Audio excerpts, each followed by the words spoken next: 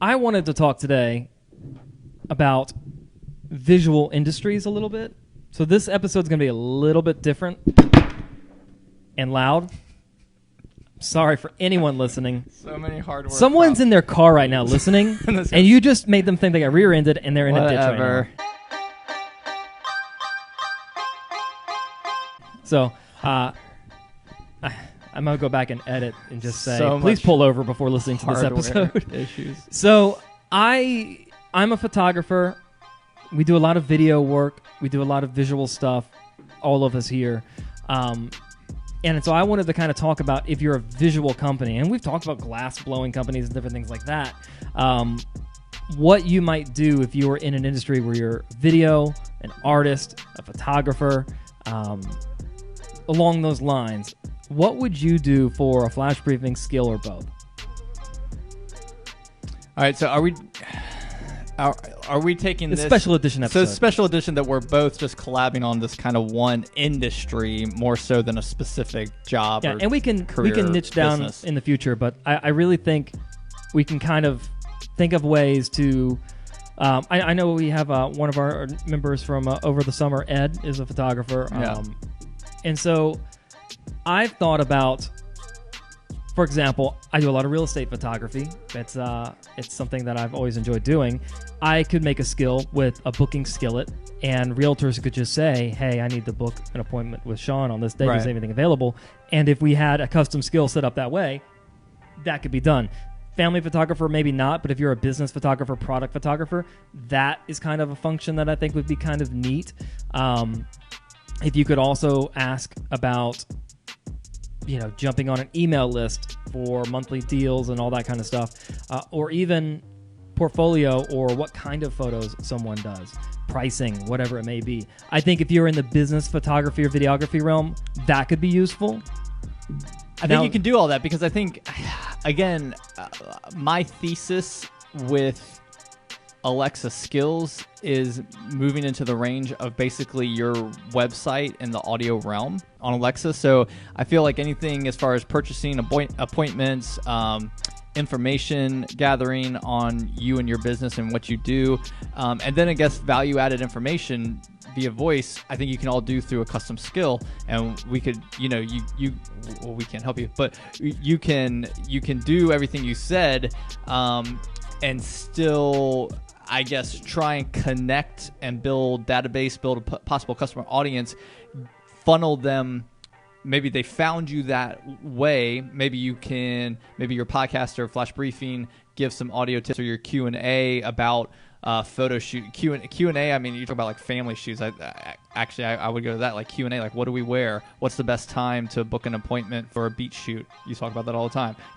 Like some specific to your business and what you're trying to do for people, or for customers or product shoots. What should. I don't know what a product I'm thinking a kitchen product shoot. Is it better to have stainless steel or copper pans? Like what looks better? I don't know on a Q&A, but you could provide some valuable information. You could book, you can build an email list, and then get them over into, once you've connected with them, maybe through your skill, then get in front of them with an email that links them to your YouTube or to wherever visually you want to direct them for samples of what you do, whether it's video or photo creative. I want to lean towards the podcasting and flash briefing realm with visual industries. I believe if you're in an industry, no matter what it is, you should have a passion about talking about it.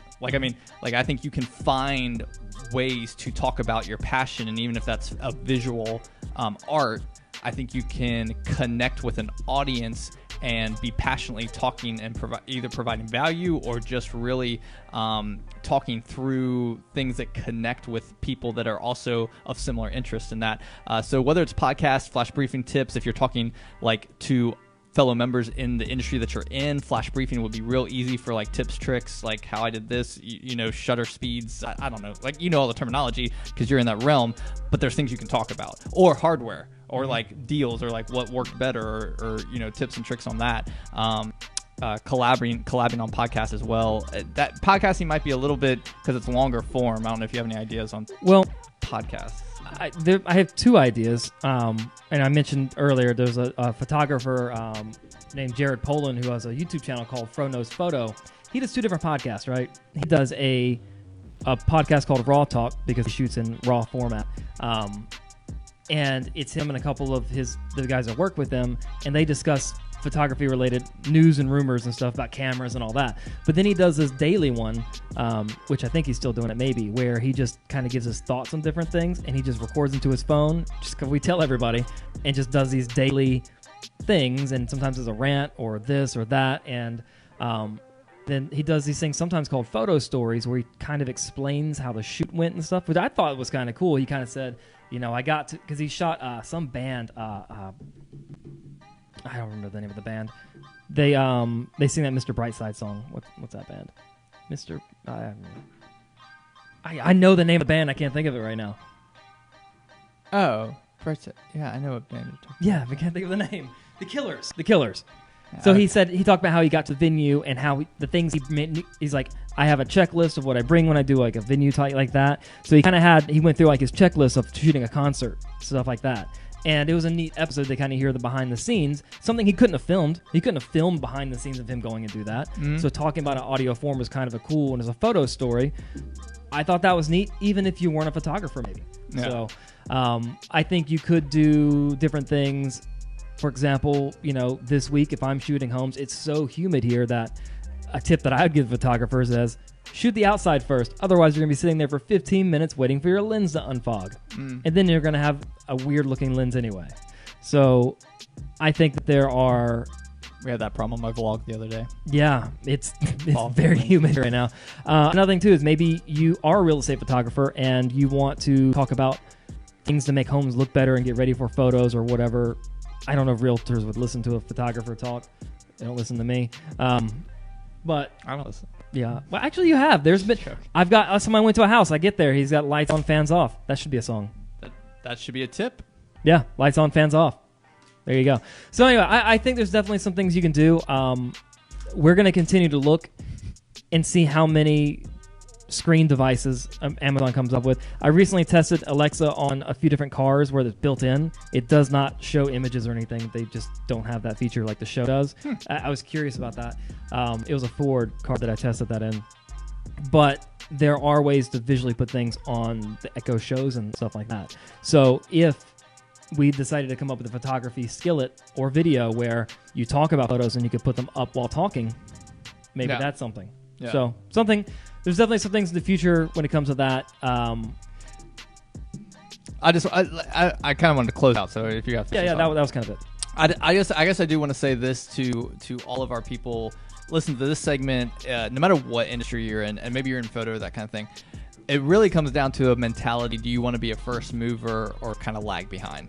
Like, you may get into the space, like right now, like if you put visual, if we had the ability for you to upload visual stuff to be able to see into an Echo show, there's obviously a lot less Echo shows or screen Alexa devices out there versus the dots and the cylinders and stuff like that. So like we know that, like we understand, like this isn't a play to be in custom skills and flash briefings and audio. This isn't a short-term direct sales today play. This is long-term branding and being a first mover and getting into a space that is growing exponentially and quickly, but at the same time, it's still on the infancy front end for businesses and brands. So we just want to encourage you to be doing it for that, for those reasons, to really be front end in what you're trying to accomplish through your content branding and marketing.